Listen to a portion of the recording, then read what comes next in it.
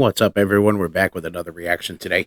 And today we're going to be jumping into something new, not really music related, but definitely related to what my our business is leading towards. Because right now we're in the beginning stages of starting up a CBD company.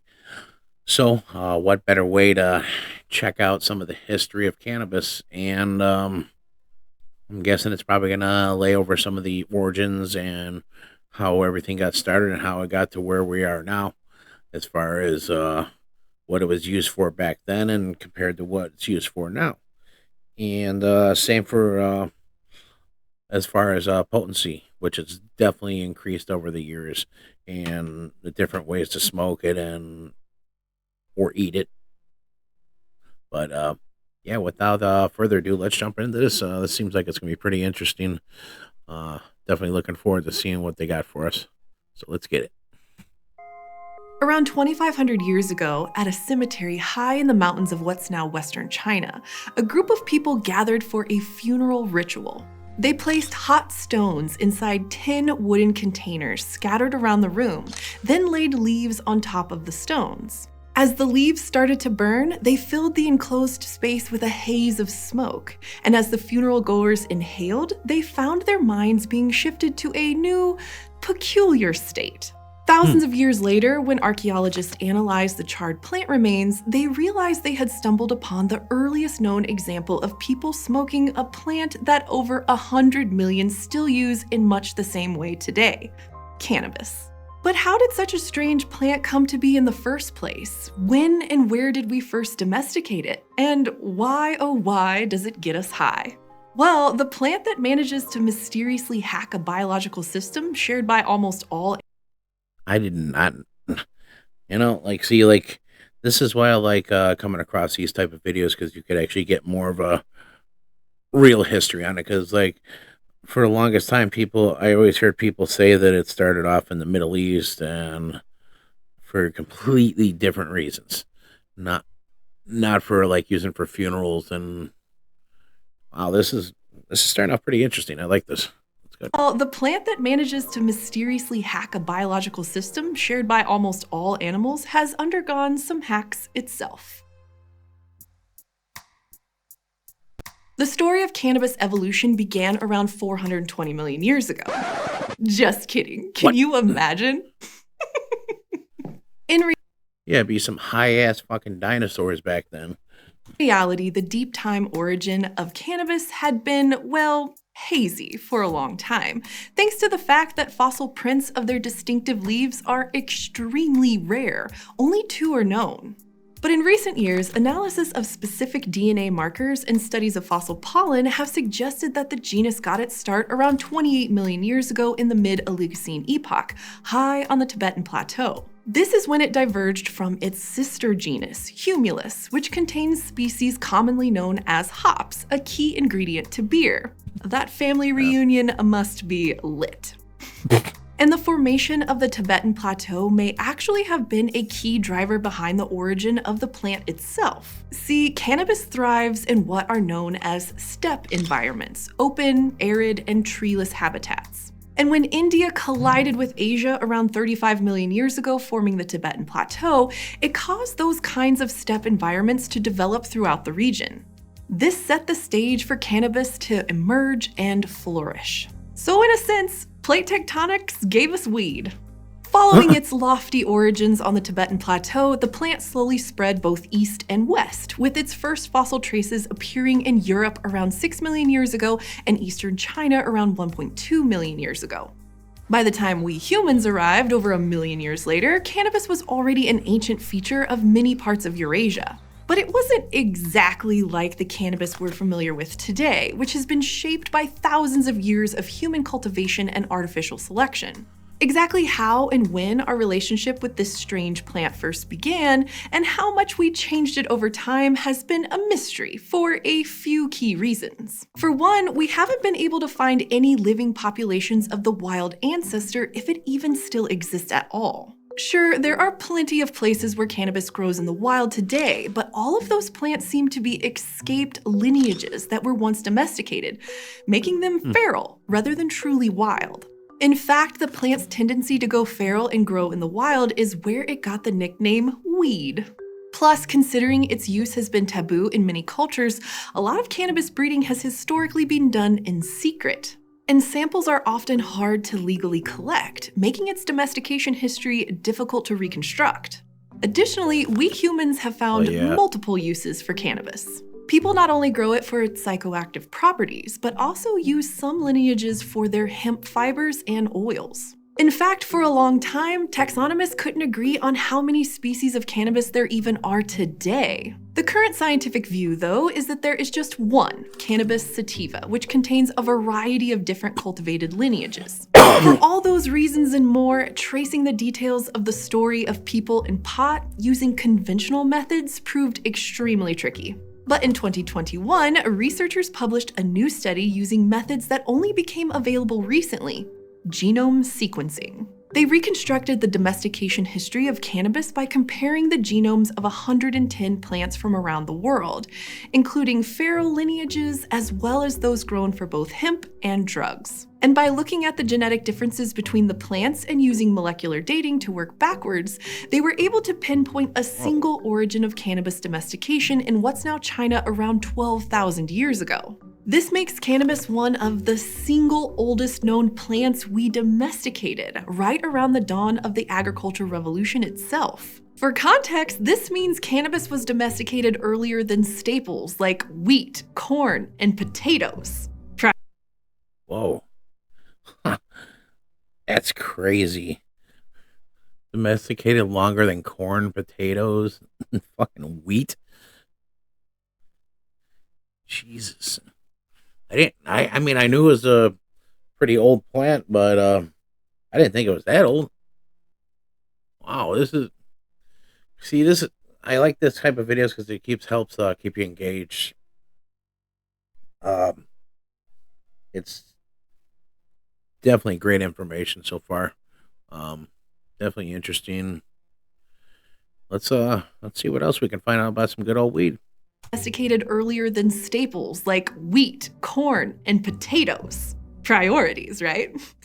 The genomic analysis also suggested that early Nice. domesticated cannabis was probably first used as a multi-purpose crop, with the hemp and drug-type lineages only separating from one another genetically around 4,000 years ago. This is when people began deliberately breeding different lineages for two different purposes, leaving a strong signal of divergent selection in the genomes of each type. The researchers were even able to pinpoint signals of selection on specific genes responsible for the characteristic differences between the two types. Like, for example, the genes responsible for the taller and unbranched stems with higher fiber content of hemp-type cannabis. And conversely, the genes behind the shorter, branching stems of drug-type cannabis with woodier cores, more flowers, and greater resin production. After these two cannabis types diverged around 4,000 years ago, we start to find clear archaeological evidence of people using both types throughout Eurasia and beyond. Multiple fiber artifacts from hemp-type cannabis appear in East Asia around this time and spread westward into Europe and the Middle East. The first clear evidence of people using drug-type cannabis to get high comes from that mountain cemetery in western China 2,500 years ago,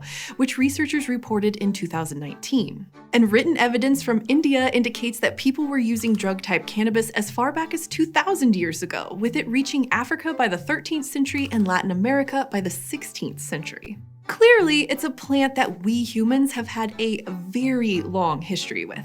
But despite being able to figure out how and when we domesticated it, why it gets us high in the first place is still pretty mysterious. Is it just an accidental quirk of biochemistry or some kind of adaptive evolutionary strategy on the part of the plant itself?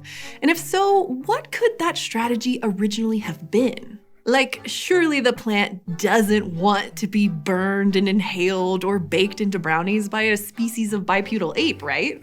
Well, to dig into that question, we first need to look at exactly how cannabis gets us high in the first place. See, the primary molecule cannabis produces that's responsible for its psychoactive effects is called tetrahydrocannabinol, or THC. And it's just one of many chemicals that cannabis produces, which has led it to being described as the plant of 1,001 molecules. Studies have shown that some of them have antimicrobial and antifungal properties that help defend the plant against disease. Others seem to act as a natural sunscreen, protecting the plant from exposure to dangerous levels of ultraviolet radiation at high altitudes. Which makes a lot of sense, seeing as its original Oligocene habitat was on the Tibetan Plateau, where UV exposure is especially high. Plus, there's also evidence that these molecules help to deter some insect pests and grazing herbivores, thanks to their off-putting taste and disorienting effects. But we still don't completely understand the full ecological context that drove cannabis to become such a prolific chemist. What we can say, though, is that some of those molecules, like THC, happen to be the right shape to bind to specific receptors in our bodies, ones involved in what's called the endocannabinoid system. This is an ancient cell signaling network that's found in almost all animals, from us primates to sea urchins, possibly dating back as far as 600 million years. And the system uses a class of molecules produced by the body called endocannabinoids. Many of them are similar to the ones cannabis produces, and they regulate a wide range of important biological functions. These include appetite, sleep, mood, learning and memory, metabolism, and various aspects of overall growth and development. Which means that animals had been producing and using cannabinoid molecules for hundreds of millions of years before plants like cannabis independently evolved their own versions. And these versions, like THC, mimic our own internally produced cannabinoids. They bind to the same receptors and influence many of the functions we just mentioned, resulting in the characteristic high that cannabis gives its users. So while the plant So it's like pretty much like our body was pretty much made. I mean, all jokes aside, it's like our system was pretty much made to take in cannabis, whether it be, for getting high or using for medical properties and whatnot. Like, that's pretty cool. Like, I mean, it's interesting that like a plant can mimic something that is already in our bodies before we even ever touch the stuff. Like, that's something else. resulting in the characteristic high that cannabis gives its users. So while the plant originally produced these molecules for a range of defensive roles, we humans found their effects intriguing. And for thousands of years, through a process of careful and sometimes clandestine selection, we've been further refining those effects, making what was supposed to be a deterrent ever more attractive. So because of its ability to hack an ancient cellular signaling system of animals, cannabis became a favorite of many early cultures and a taboo in many modern ones. Whatever your view on its use today, cannabis is a plant that humans have been growing for longer than almost any other, and one that we've been actively changing for 12,000 years and counting because of how it changes us.